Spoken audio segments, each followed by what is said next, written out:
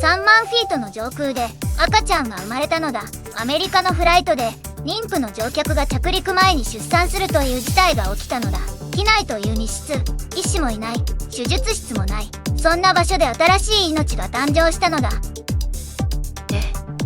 着陸前に飛行機の中で出産って、そんなことが本当に起きるの？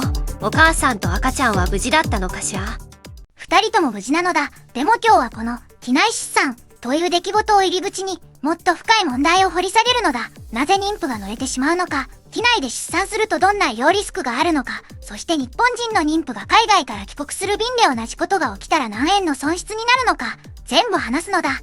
まず今回の事件を整理するのだ。アメリカで妊娠後期の女性が飛行機に搭乗中、着陸の直前に出産したのだ。フライトアテンダントや乗客が協力し、なんとか無事に出産を乗り越えたと報告されているのだ。でもここで誰もが思う疑問がある。なんでそんな直前まで飛行機に乗ってたんだって話なのだ。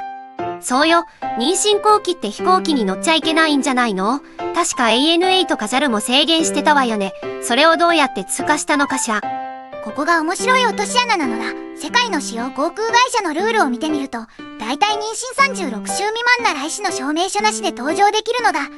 36週以降でも医師の診断書があれば乗れる場合がある。つまりルール上はギリギリまで乗れてしまう仕組みになっているのだ。今回の女性がどの週数だったかは報道されていないけど、ルールの抜け穴がある構造は変わらないのだ。36週ってもう出産まであと1ヶ月を切ってるわよね。それで飛行機に乗れるって正直びっくりだわ。航空会社はリスク管理してるつもりなのかしら？それとも乗客任せにしてるの？基本的には乗客の自己申告と自己責任なのだ。これはアメリカだけじゃなくて世界共通の問題なのだ。そしてここが重要なポイントで、36週といっても早産リスクがある場合はもっと早く陣痛が来ることもあるのだ。今回の機内出産も予定日より早かった可能性が高いと専門家は指摘しているのだ。では機内で出産すると医療的に何が起きるのか深掘りするのだ。まず機内の気圧は地上の約75、80% なのだ。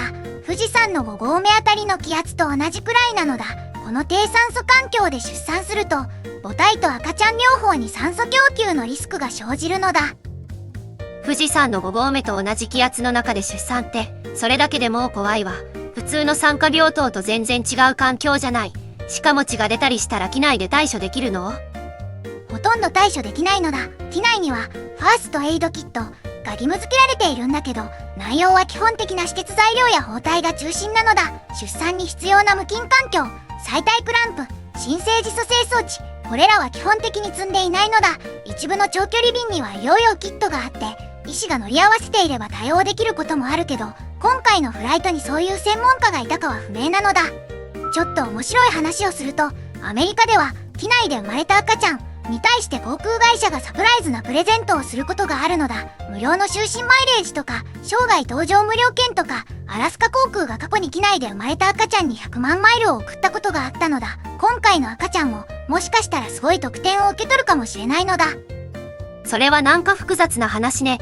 命がけの出産でマイルをもらってもって感じだわ。でも確かに100万マイルって日本円だとどれくらいの価値があるの？換算するとだいたい150万、200万円分の価値があるのだ。国際線ビジネスクラスが何十回も乗れる計算なのだ。まあそれはさておき、本当に重要な話に戻るのだ。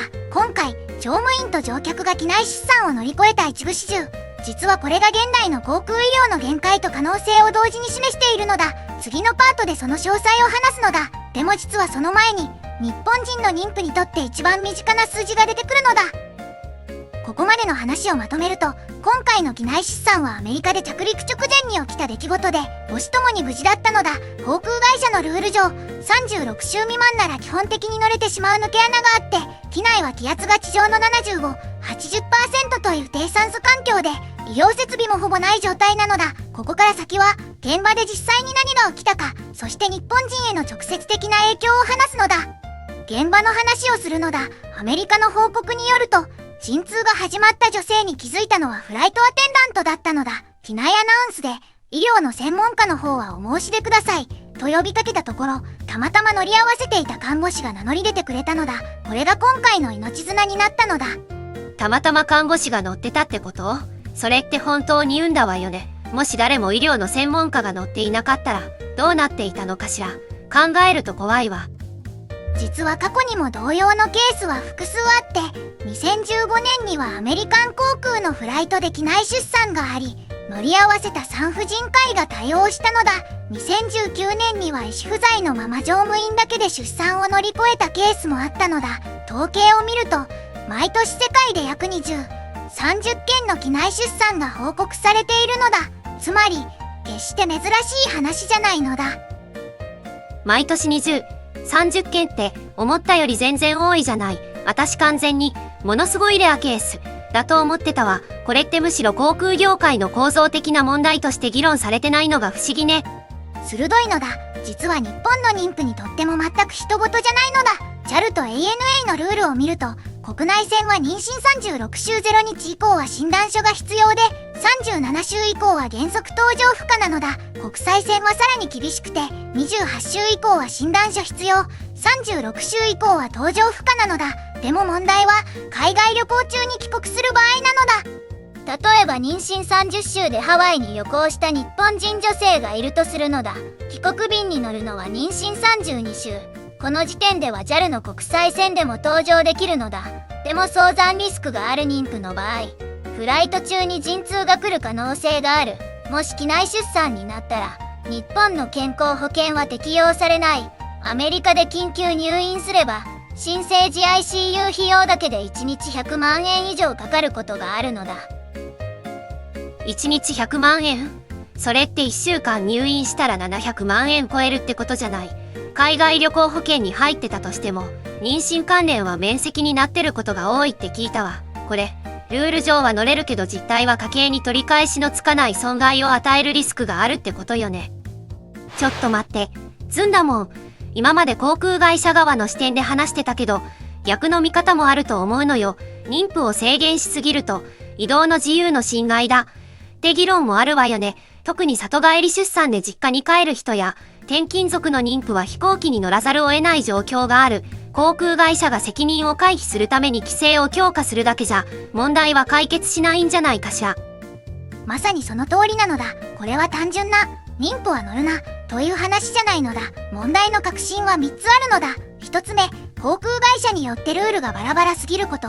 2つ目、機内の医療設備が出産に対応できる水準じゃないこと。3つ目、乗客が自分のリスクを正確に把握できていないこと。特に3つ目は日本人の妊婦にとって重要で、旅行保険の妊娠関連は免責という条項を読んだことがある人はほとんどいないのだ。そしてもう一つ、僕が一番面白いと思う話をするのだ。冒頭で機内で赤ちゃんが生まれたと言ったけど、では生まれた赤ちゃんの国籍はどうなるのかという問題があるのだ。これが各国の法律によって全然違うのだ。国籍の話をするのだ。空の上で生まれたこの国籍はという問いは、実は国際法の盲点なのだ。出生地主義を取るアメリカの場合、アメリカ上空で生まれれば原則的にアメリカ国籍が取得できる可能性があるのだ。ただし、アメリカの主権が及ぶ空域の定義が曖昧で、大西洋上空とかでは話が変わってくるのだ。ということは、もし日本人の妊婦が太平洋上空で出産したら、その子は日本国籍と出生時の航空機の登録国籍の両方を持てる可能性があるってこと？それって状況によっては二重国籍になりうるのね。理論上はあり得るケースなのだ。日本は血統主義を採用しているから、日本人の親から生まれた子は国籍法上は日本国籍を持つのだ。ただし、飛行機の登録国や出産時の空域によっては、別の国籍も付与されるケースがある。これは実際に訴訟になったケースもあるほど複雑な問題なのだ。空で生まれた子の法的地位は21世紀の国際法がまだ追いついていない領域なのだ。今日の話をまとめるのだ。アメリカの機内出産という出来事は単なるすごい話じゃなくて、現代の航空システムが抱える構造的な問題を浮き彫りにしているのだ。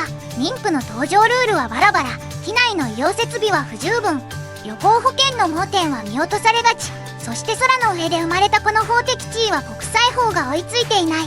これは今後海外旅行や長距離フライトが当たり前になった時代にもっと真剣に議論されるべき問題なのだ。